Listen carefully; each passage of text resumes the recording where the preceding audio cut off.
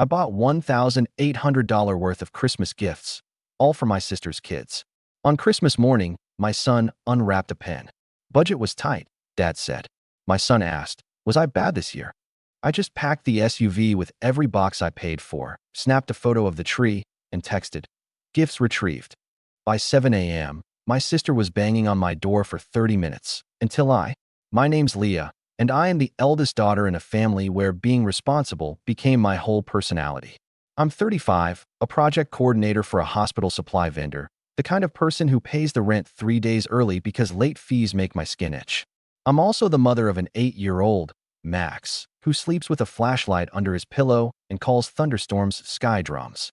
In my family, I'm the ride to the airport at 4:30 a.m., the last-minute editor of resumes, the person who has points when someone wants to book a trip they can't actually afford.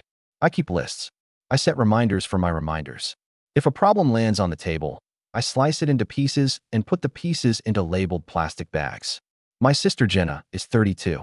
She has 3 kids under 9. She tells people she's between opportunities, which is a kind way of saying she hasn't kept a job long enough for a W-2 in years. Her husband Kyle is a contractor who is always about to land something big. My parents are the Greek chorus. Dad with the folksy slogans, family takes care of family. It all evens out in the wash. And Mom with the soft scold. Leah, you know kids are expensive. They're doing their best. You don't get it until you're a parent. I always swallow the last one because I am a parent, and the difference is that I don't expect other people to pick up my bill. We do Christmas at my parents' house every year. The same split-level ranch. The same ceramic village on the piano lit from inside like tiny night lights. The same plastic tub of tangled lights that no one ever wraps neatly in January. The rules are simple. Adults draw names with a $40 cap. Focus on the kids. I never stay on budget for the kids. I tell myself it's because I love giving.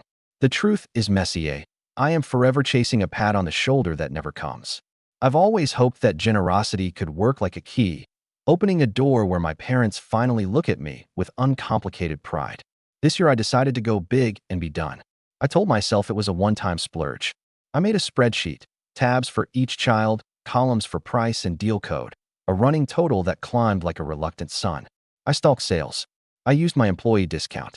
I bought the tablet for school apps, the Lego Not Star Wars set, the sneakers that light up like a tiny parade, a dollhouse with real working lights that cost more than my first car's insurance, the art set with the good markers that don't streak. I wrapped everything with real ribbon, wrote clear labels in block letters. From Aunt Leah. We pulled into my parents' driveway on Christmas Eve just after sunset.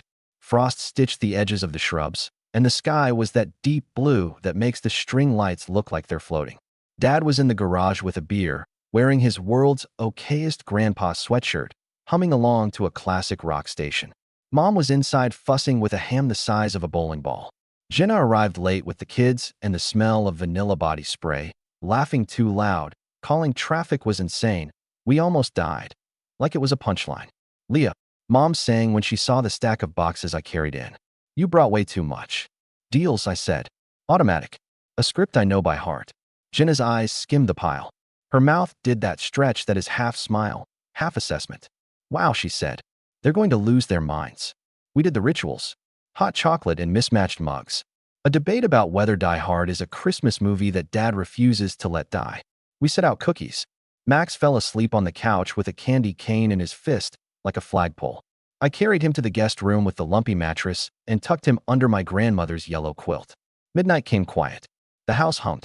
I stood by the tree alone, looking at the way the lights flickered in the window glass like a second tree outside. This is the part one love, the before. The whole day held in a breath. I took a photo from the stairs, the tree, the mountain of boxes, the glow. I told myself, okay, this is why you did it. This is what it's for. Morning arrived the way it always does. Kids thumping down the hall. Dad jingling the antique sleigh bells he keeps in a kitchen drawer. Mom acting like she's surprised by a holiday that happens on the same day each year. Paper flew. Squeals. No way. I asked for this. The air tasted like coffee and sugar. Then Max opened his first present. The box was soft. Socks, I guessed. Inside was a single black click pen, the kind that comes in a 5-pack at the drugstore. He turned it over in his hand like it might have a hidden compartment. Budget was tight, Dad said to the room. Cheerful, as if he had solved a puzzle with a catchphrase. Max blinked. Was I bad this year, he asked. He tried to make it a joke, but his voice did a tiny wobble. I felt something inside me pull like a zipper. Not a bang, not a scream. Just a clean, straight line opening. Open the next one, I said too brightly. He opened socks. Gray ankle socks, 2 sizes too big. Adults. Someone had grabbed the wrong pack in a rush. Or not a rush, just not caring. Across the room, Ella shrieked over the tablet. Liam hugged the Lego box like a life raft. Piper lifted the dollhouse ribbon with reverence. Jenna filmed it all, laughing, narrating, best Christmas ever. Her phone never pointed at my kid. I looked at Mom. She adjusted a garland that didn't need adjusting. I looked at Dad. He shrugged like he'd explained a weather event. We had to prioritize, he said, as if he were a spokesman for a budget committee. Max clicked the pen once. Twice. Click. Click. The sound was small and relentless. My mouth tasted like cold coffee and metal. Jenna leaned toward me and said softly, like she was doing me a favor, "Don't make this a thing, Leah. It's Christmas." The zipper kept opening. The first time I paid for Jenna's kids' Christmas, Piper was a newborn and Kyle's work had slowed down. Jenna called me crying in a strip mall parking lot in November. "I don't know how we're going to do presents," she said, sniffling. I said the sentence I've regretted 100 times. "I've got it this year." 3 hours later, I was in Target with a cart full of toys. Mom texted, "You're a lifesaver. Jenna is so lucky to have you." Lucky. The word felt like a ribbon around my throat. It never went back to normal. It became expectation. After that winter came birthdays and just because toys, back-to-school shoes, soccer fees, dance recital costumes, the minivan's brakes, the apartment deposit for the kids' stability. When daycare raised prices, I floated them. When Kyle's boss forgot to pay on time, I covered the gap. I was told I had the good head and the steady job, which translated to, "You can absorb the hit." I did, and every time I did, the next ask got bigger. My parents applauded me like I was a very competent appliance. Mom would say, "You've always been so organized. We're proud you can help."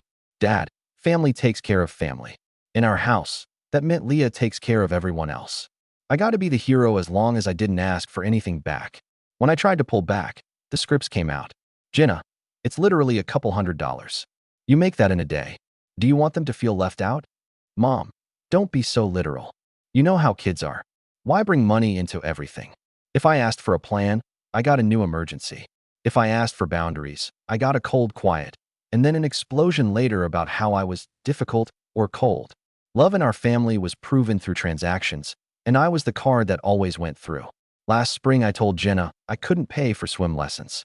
I said those 3 words like they were a confession. "I can't this time." She texted 10 messages in 3 minutes. "It's $300. They'll drown. You're unbelievable." Then Mom called with the voice she reserves for when I'm the problem. "Leah, you know consistency matters. Don't be cruel." I said, "They need parents, not a donor program." And she went quiet like I had said a swear. In August, school supply lists came out. Jenna posted a photo of 3 shopping carts overflowing with spiral notebooks and gel pens and glitter glue. Caption, "Back to school haul. Hashtag blessed, hashtag mom life." In the comments, "Thanks at Leah for the codes." Codes. As if I'd want a scavenger hunt and not just swipe my card. Max noticed things too. We bought him a used bike off Marketplace. We sanded it on the balcony and painted it orange, his favorite color. He named it Tiger. When Jenna saw it, she laughed and said, "Ah, vintage." Then she turned to her kids and said playfully, "Not everyone gets new everything." It was a joke. It wasn't funny. There were small cuts that collected. A stack of "From Santa" labels on Mom's counter traced in my handwriting. A photo Jenna posted of last year's tree captioned, "We did good." Like the pile under it had grown there from their effort. The day Ella told me, "Mom says you buy us stuff because you don't have anyone else," before hugging my waist and asking if I could braid her hair like I used to. By November, the asks stacked like bricks. "Jenna, do you still have a laptop hookup?" "Ella's school says she needs one." "Me, I can't buy a new MacBook. I can maybe find a refurbished Chromebook." "Jenna, it's for school. Don't be weird." "Mom, I'll send you their wish lists. Do what you can." "Dad, text me when packages arrive so I can stash them." Kyle, rare cameo, "Yo, grab batteries." I kept a notes app tally that looked like a bill of lading. Tablet, Lego, headphones, dollhouse, sneakers, art set. Another art set because the first wasn't the right colors. Meanwhile, Max brought home a permission slip for a $25 field trip fee and I stared at the calendar until the numbers did a trick in my head and rent made me swallow hard. That night, while Jenna texted links to $120 sneakers and a $260 dollhouse for downstairs at Grandma's, I Venmo'd the $25 to Ms. R and told myself I was being dramatic. I promised myself I'd hold the line this Christmas. A week before, I told Mom and Dad, I'm sticking to budget. Mom said, we'll see. Dad said, don't be dramatic. Then Jenna texted, we got Max something nice, by the way. I typed, you didn't have to, and let myself relax for a second. In our family, nice means expensive. I thought maybe we were turning a corner. We weren't. Christmas morning, Max unwrapped a pen and socks. The cousins unwrapped my spreadsheet. Jenna whispered that old line, don't make this a thing, as if the thing didn't already exist. Something in me decided to stop being the faucet. I didn't make a speech. I went to the bathroom, locked the door, and braced my hands on the sink. My face looked like I'd walked into a strong wind. I opened photos and stared at the picture I'd taken at midnight. The glowing tree, the mountain of boxes. I opened my notes app, the list of itemized purchases with the totals bolded. I opened my bank app, the authorizations still pending, the balance stacked like Jenga.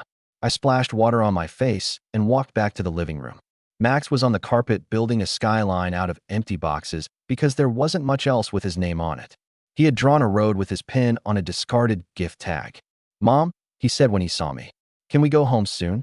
In a bit, I said softly. Want to help me first? He nodded, eager to have a job. I pulled on my boots and coat and crossed to the door. I'm going to move my car closer, I said. You're parked right there, Jenna said, pointing at the curb and laughing. The phone was still in her hand like it had grown there.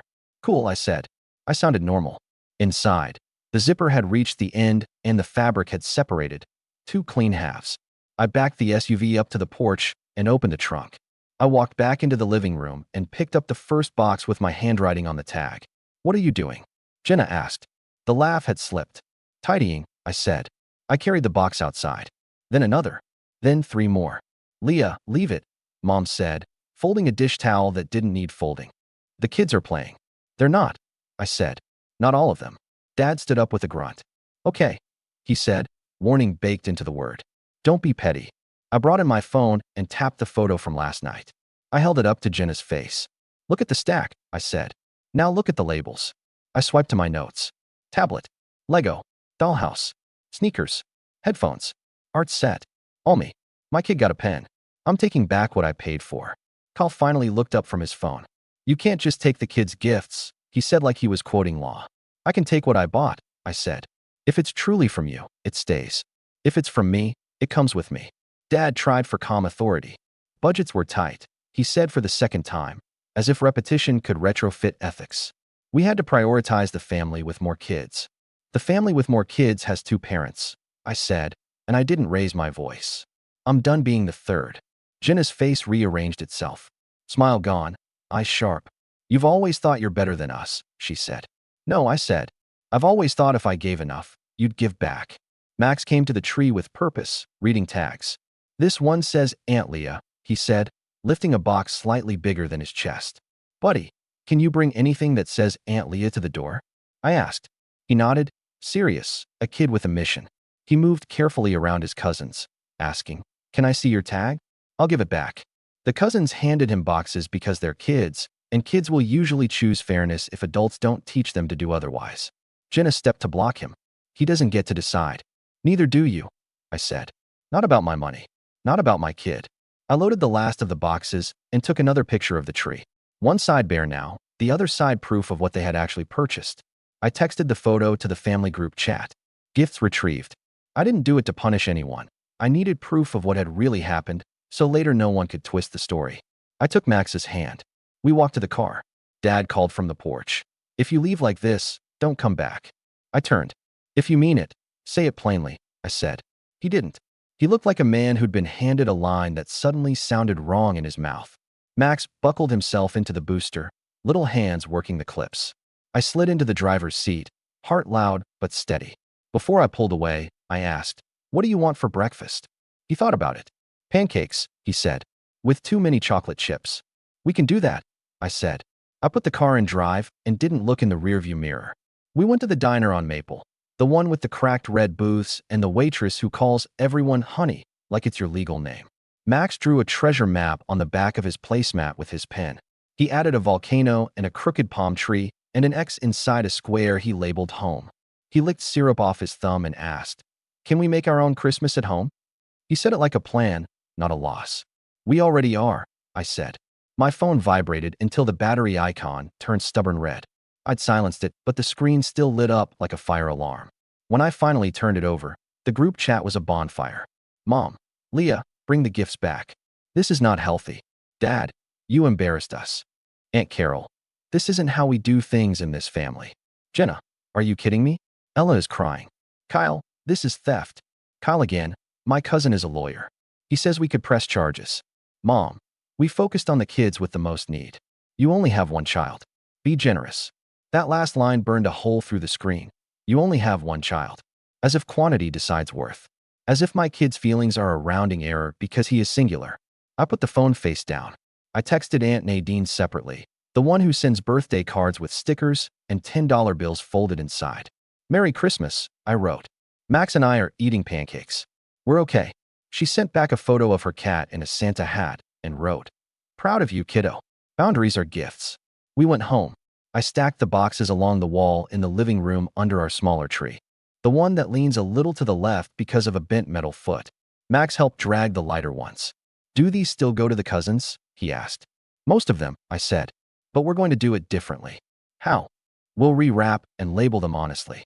And we'll set some aside for people who need them and don't have a Leah to subsidize their Christmas.